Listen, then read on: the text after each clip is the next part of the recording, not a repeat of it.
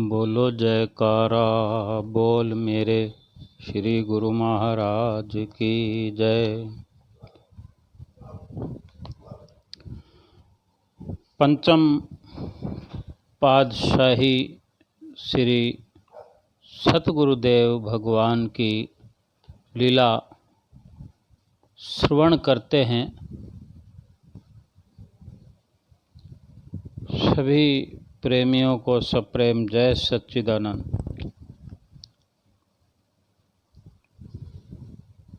दो लाइनें नाम की महिमा के बारे में। नाम का दीपक तो घट में जलाना, मन का अंधेरा दूर भगाना। तेरे मन मंदिर में हो जाए उजाला, जिसका नशा नहीं उतरने वाला। नाम का पी ले तू भर भर प्याला, जिसका नशा नहीं उतरने वाला। नाम जप जप के लाखों तरे हैं, दुख कष्ट उनके सब ही टरे हैं। नाम में ऐसा है जादू निराला, जिसका नशा नहीं उतरने वाला। नाम ऐसा सरमाया है, नाम ऐसी निधि है, ऐसी दौलत है, जिसका नशा अगर एक बार चढ़ जाए तो फिर उतरता नहीं, जरूर बढ़ता रहता है। पंचम पातशाही गुरु महाराज जी की लीला श्रवण करते हैं प्रेमियों, गुरुमुखों। एक भगत जी 2012 में श्री प्रयाग धाम दर्शनों के लिए गए। जाते रहते हैं, जिस तरह हम सब जाते हैं अपने अपने समय को निकाल कर। तो उनके साथ कुछ संगत भी थी, 5-7 लोग थे। तो जैसे प्रयागधाम गए, मत्था टेका, दर्शन किए, सेवा में लग गए सब लोग खुश थे। 7-8 दिन दर्शन होते रहे। उसके बाद श्री गुरु महाराज जी ठीक से तो तारीख नहीं बता पाए भगत जी, लेकिन बता रहे थे कि 2 तारीख के आसपास गए होंगे, दिसंबर को 2 तारीख के आसपास कहीं पहुँचे होंगे। और 7-8 दिन के बाद जैसे 10 तारीख के आसपास या 1-2 दिन आगे पीछे हो सकता है, 8 तारीख को चले गए हों श्री गुरु महाराज जी। अचानक से चले गए गुरु महाराज जी श्री आनंदपुर, प्रयाग धाम से श्री आनंदपुर की। श्री आनंदपुर में एक पूजनीय महात्मा जी शरीर छोड़ गए थे। जैसे श्री गुरु महाराज जी ने प्रयाग धाम कृपा की तो उन्हीं दिनों में महात्मा जी शरीर छोड़े। तो श्री गुरु महाराज जी श्री प्रयाग धाम से आनंदपुर गए, जाने क्या मौज हुई, कौन कौन सा काम आपको करना होता है हम नहीं समझ पाते। जैसा भी हो, आप जी की जैसी मौज। तो वो भगत जी जो 5-7 लोग परिवार के आए हुए थे, तो भगत जी बताते हैं कि जैसे हम लोग वहाँ रह रहे थे, गुरु महाराज जी के जाने के बाद 2-4 दिन के बाद 12 दिसंबर हो या ऐसे ही कुछ 12-13 तारीख की रात को तबीयत खराब हो गई भगत जी की। रात को आधी रात के समय हुई, चक्कर से आने लगे, कुछ तकलीफ़ हो रही थी। तो वो जैसे तैसे पड़े रहे। सुबह वो जहाँ सेवा करते तो वो सेवा वाले भगत जी देखने आए कमरे में कि आज भगत जी आरती पे नहीं आए। तो भगत जी बता रहे हैं कि मैं आरती पे नहीं जा पाया, सुबह सोया पड़ा रहा। और उनके साथ में भी एक भगत जी थे, वो भी सोए रहे। तो उन्होंने बाहर से सुबह आवाज़ लगाई, जो वो सेवा करवाने वाले भगत जी थे। आवाज़ लगाई तो उन्होंने जवाब दिया खिड़की में से पड़े पड़े ही कि मेरी तबीयत ठीक नहीं है। तो भगत जी वो दूसरी तरफ से अंदर आए, देखा तबीयत ज़्यादा ख़राब है। तो उन्होंने कहा चलो अभी थोड़ी देर में डिस्पेंसरी खुल जाएगी, प्रयाग धाम के अंदर ही है जो। फिर वहाँ ले गए जीप में बिठाल कर। तो वहाँ दवाई वगैरह ली तो कोई फ़र्क नहीं पड़ा। तो उन्होंने सोचा अभी दवाई ली है तो थोड़ी देर में आराम हो जाएगा, देखते नहीं तो फिर देखेंगे। कैसी कुदरत है प्रभु की। तो वापस आके कमरे में सो गए। बिल्कुल ना कुछ खा सकते थे, ना पी सकते थे, ना खाना अंदर जाता था, ना जो खाया हुआ था कल का ना वो बाहर आता था। क्योंकि एक दिन पहले उन्होंने पपीता खाया, खोपरा खाया, केले खाए। तो हो सकता है अब क्या हुआ, फिर 5-4 घंटे और निकले तो इंतज़ार करने लगे कि शाम को बस जाएगी पूरन धाम अस्पताल में, उसमें ले चलेंगे। तो वहाँ 4 बजे वाली बस में चढ़ा के ले गए। वहाँ जाके तो डॉक्टर ने तुरंत एडमिट कर दिया। एडमिट करके उनकी शुगर टेस्ट की तो शुगर आ गई, और अल्ट्रासाउंड किया, ग्लूकोज चढ़ा दिया, एक्सरे कराया, वो सब कुछ किया। तो थोड़ा बहुत और भी कोई दिक्कत आई, ईसीजी में भी थोड़ी प्रॉब्लम आई, लेकिन मेन शुगर क्लियर वही सामने आई। एडमिट कर लिया। तो रात को 11 बजे उनको उल्टी आई। तो धीरे धीरे वो ठीक होते चले गए। जो कुछ खाया हुआ फंसा हुआ था वो बाहर आने से स्वस्थ हो गए। शुगर तो हो ही गई। दूसरे दिन कुछ और ठीक हो गए, तीसरे दिन लगभग ठीक हो गए, छुट्टी मिलने जैसा। लेकिन एक दिन और रुके, 4 दिन 5 दिन अस्पताल में रहे, और उनका परिवार अस्पताल में मिलने जाता रहा। भगत जी बता रहे, तो वो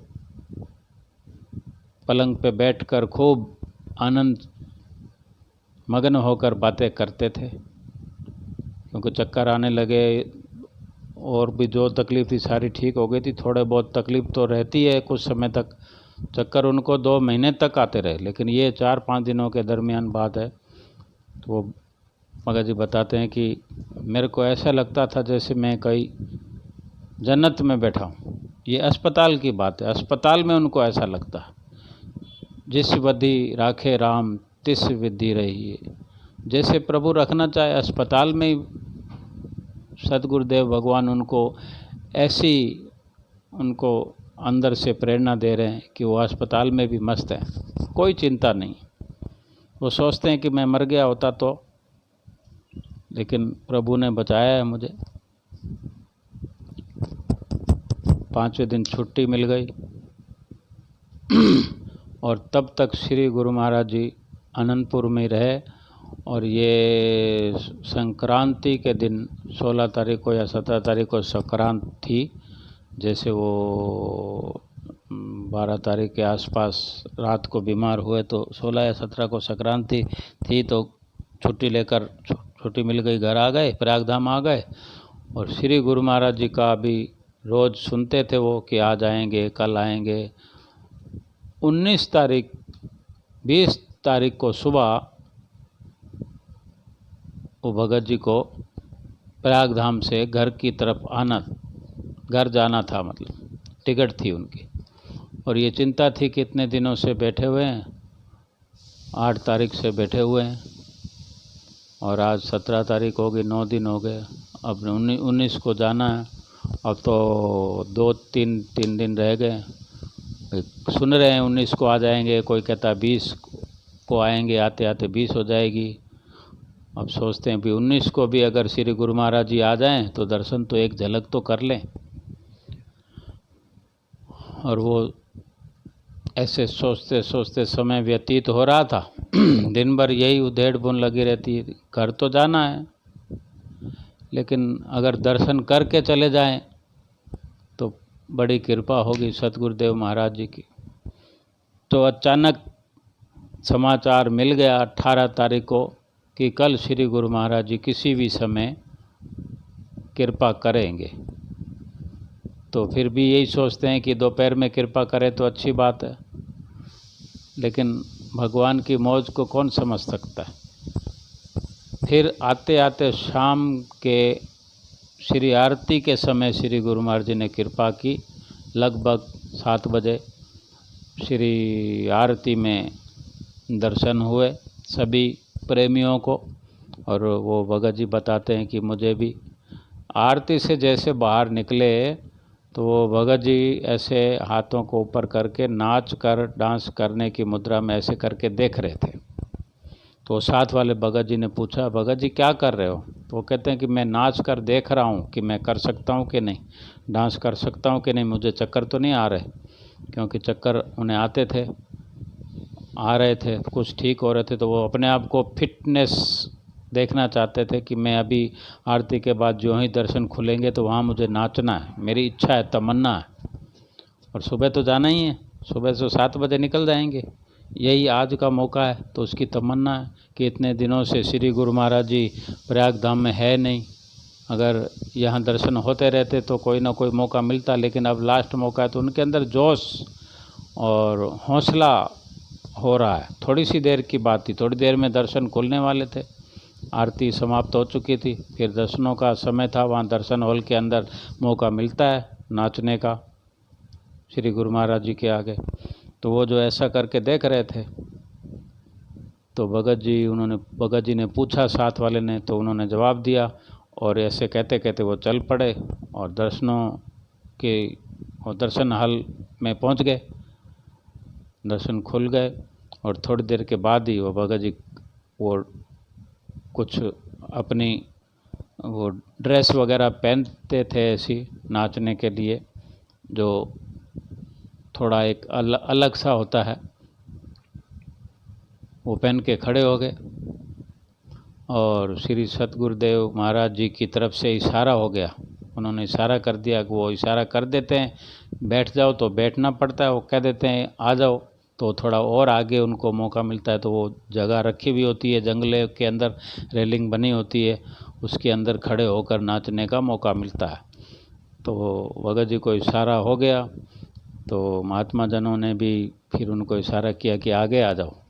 भगत जी आगे नाचना शुरू कर दिया। उधर से माइक में वो भजन नाचने वाले बोलते रहते हैं। तो वो भगत जी बताते हैं कि 4-5 भजन बोलते रहे और मैं नाचता रहा। जिसको चक्कर आते थे वो 25 मिनट तक नाच रहा है और नाचते नाचते ये महसूस कर रहा है कि श्री गुरु महाराज जी उसको अंदर से प्रेरणा दे रहे हैं कि तू चिंता मत कर, तेरी शुगर को ख़त्म करके हम भेजेंगे तेरे को। भले ही शुगर पेशेंट बन गया हो कोई, लेकिन अंदर से किसी को मजबूत कर देना ये भगवान की अपनी मर्जी हो सकती है।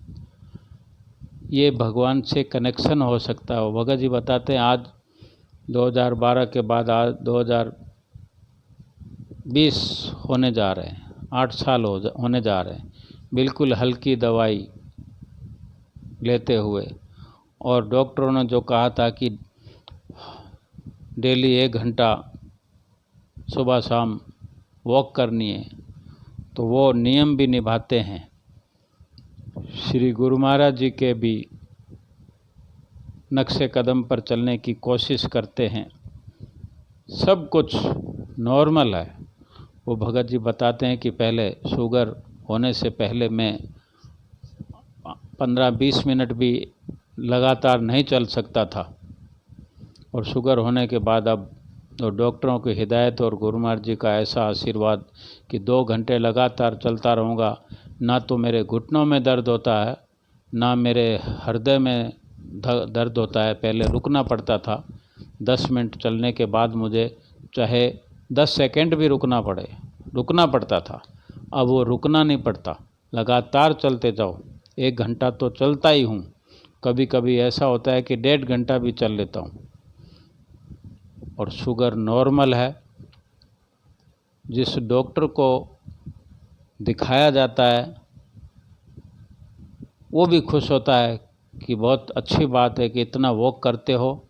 शुगर पेशेंटों की इस वक्त हालत बहुत ख़राब होती है, वो चल नहीं पाते या चलना नहीं चाहते, लेकिन आप ये कर पाते हो, ये बहुत अच्छी बात है। पैदल वॉक करने की वजह से शुगर तो आपकी ठीक रहेगी।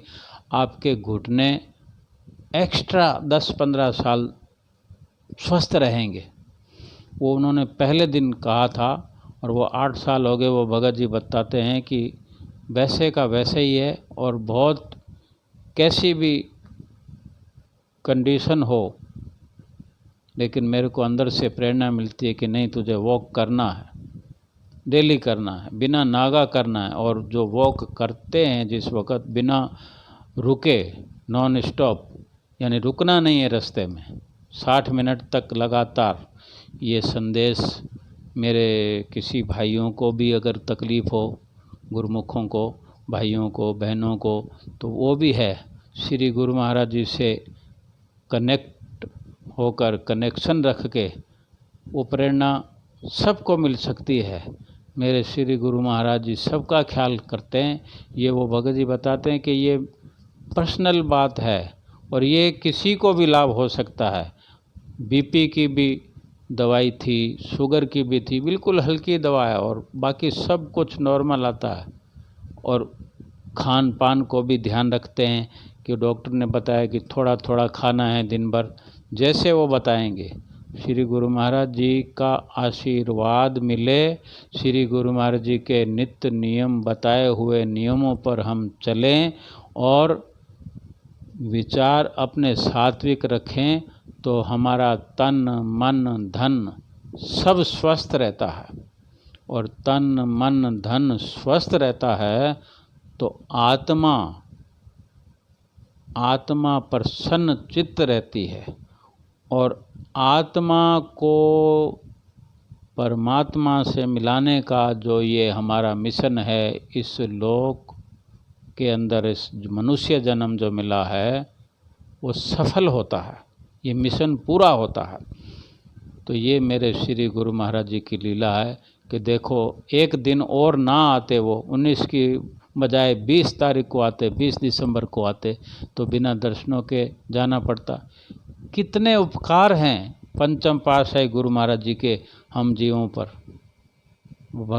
भगत जी बताते हैं कि मैं अपनी खुशी बयान नहीं कर सकता। भले ही इतने दिन श्री गुरु महाराज जी अनंतपुर में रहे, उनको क्या मालूम कितना ज़रूरी काम था, लेकिन कितना ही ज़रूरी काम हो, लेकिन हमारी लाज रखने के लिए तो एक दिन के लिए ही सही हमें यूं मायूस नहीं लौटाया, दर्शनों से निहाल किया, मेरी शुगर को भी बेहाल किया और मुझे नाचने का मौका देकर मुझे दर्शनों का आनंद से माला माल किया।